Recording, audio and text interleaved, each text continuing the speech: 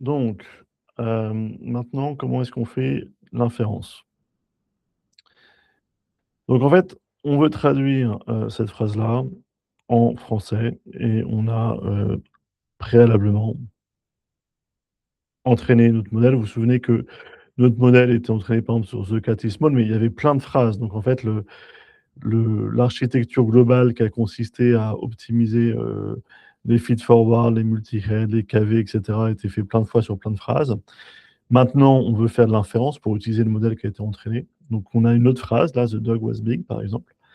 On va faire passer "The dog was big" sur la partie encoding qui va comprendre le lien entre, les mots et qui va proposer, une fois, clé-valeur et cette fois-là, on va créer, KV pour l'input une seule fois et ensuite on va se baser là-dessus pour, faire du, decoding. Donc on commence par start of string, SOS, qu'on va faire passer dans l'architecture, du transformer pour faire un self attention. Ce self attention, il va passer dans le multi-head attention pour être multiplié par, les informations qui ont été, prises sur le texte en anglais et donc là, il y a une erreur, mais c'est SOS qui est ici. D'ailleurs, je crois que sur la slide, après, ouais, sur la slide, c'est SOS. Donc SOS et ça va nous donner une nouvelle valeur parce qu'ici, on est sur le cross attention ici. Donc on fait le cross attention, on multiplie SOS là par, tout ça. Ça va nous sortir, une valeur, un, un vecteur de taille, 1 par 64 qu'on fait sur toutes les multi-head attention. On passe par le feed forward network, le unknown, et cetera et là, c'est une probabilité et là, on va choisir le vrai mot. Le mot le plus probable comme étant, la traduction la plus probable.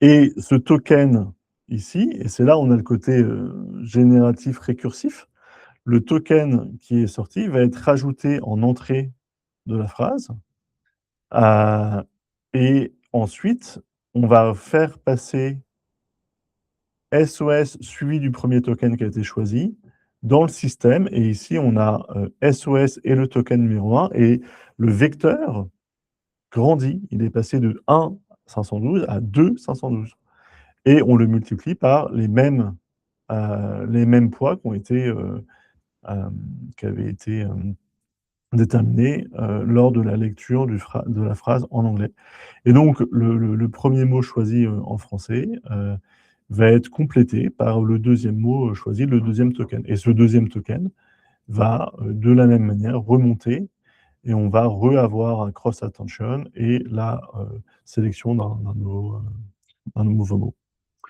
Voilà comment est-ce qu'on fait de l'inférence par rapport à tout ça.